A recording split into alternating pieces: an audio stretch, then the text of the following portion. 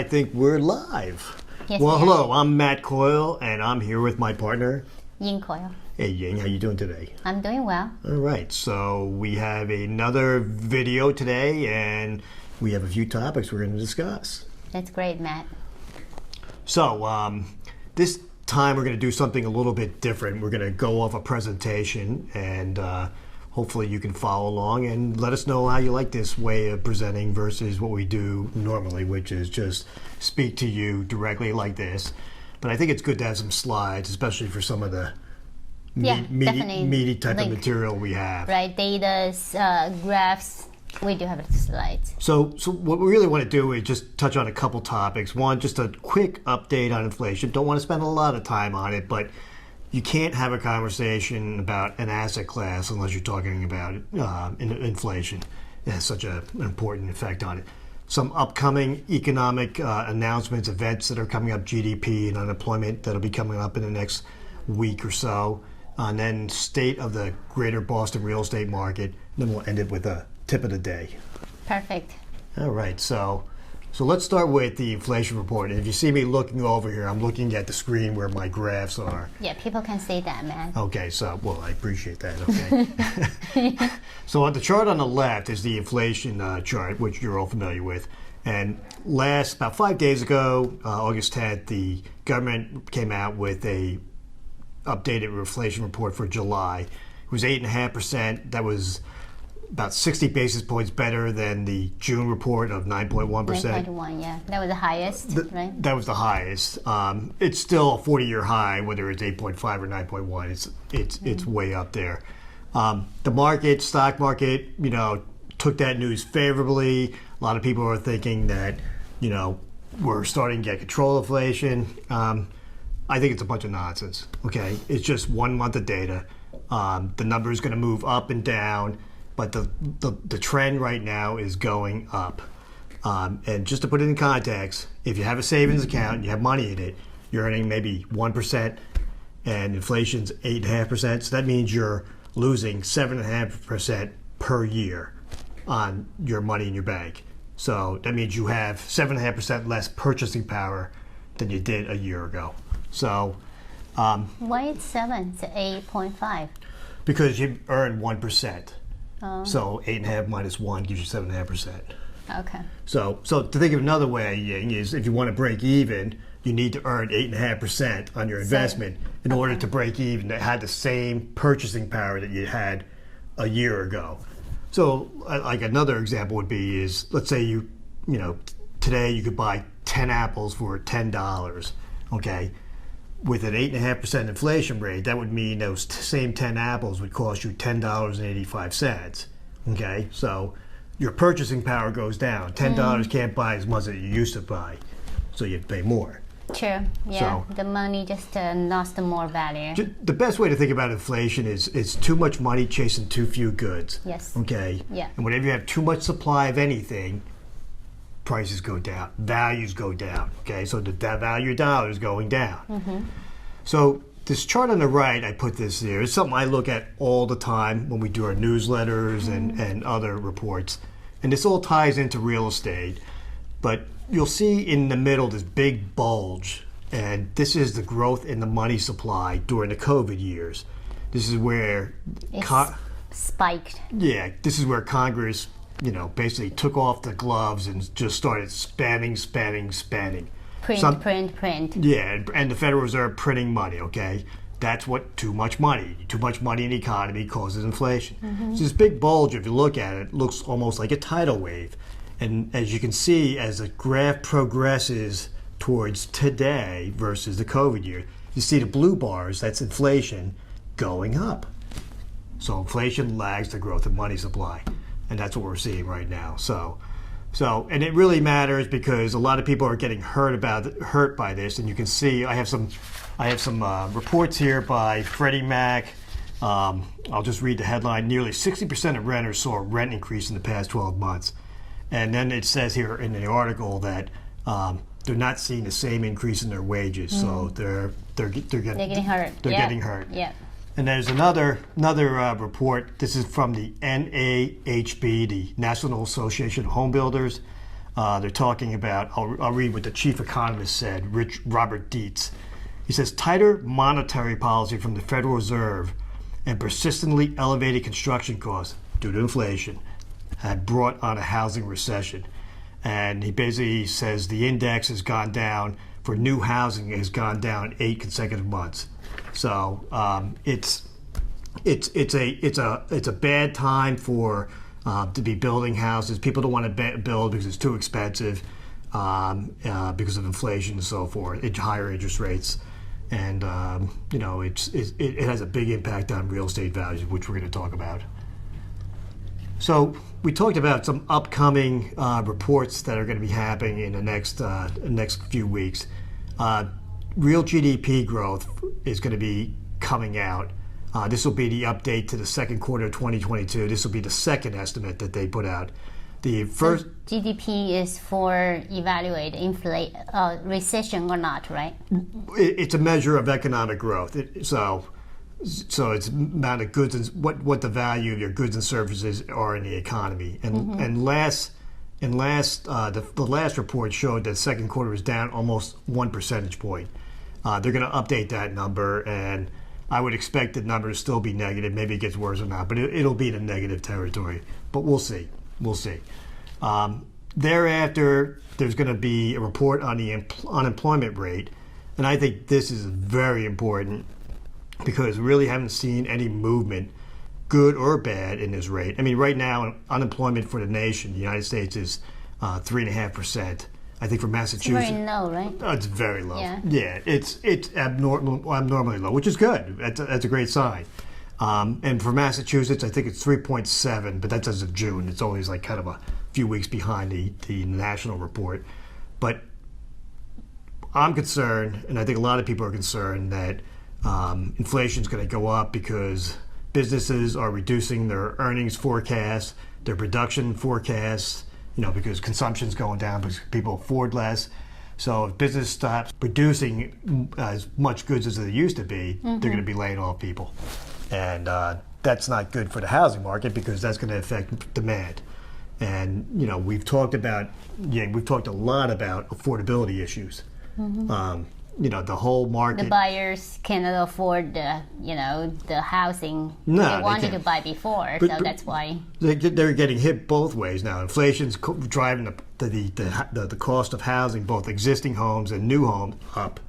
And the interest rate is going up too, so that brought the affordability down.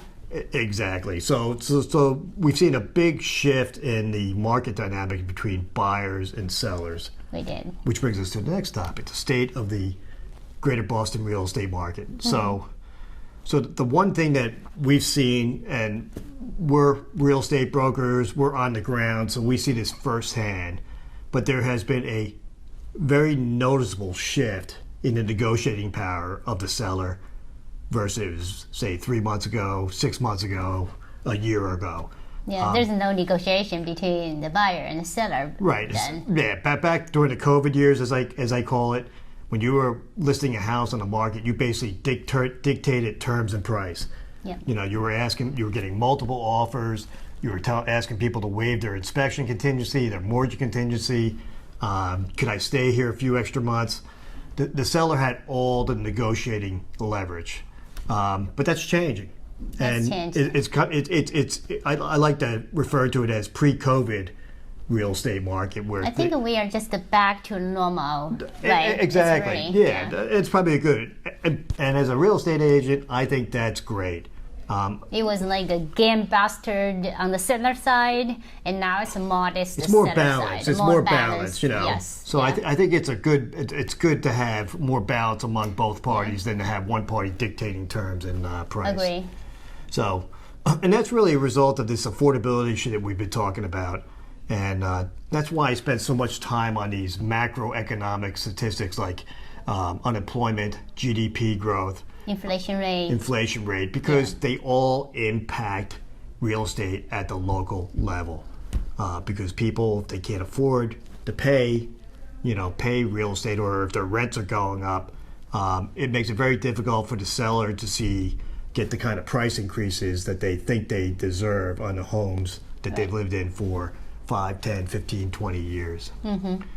So the next slide I want to show you is this slide is for the greater Boston real estate market. It's median sold price, and it looks at the first 7 months of 2022 versus 21, and it looks like we're about 7% year-over-year growth in real estate prices.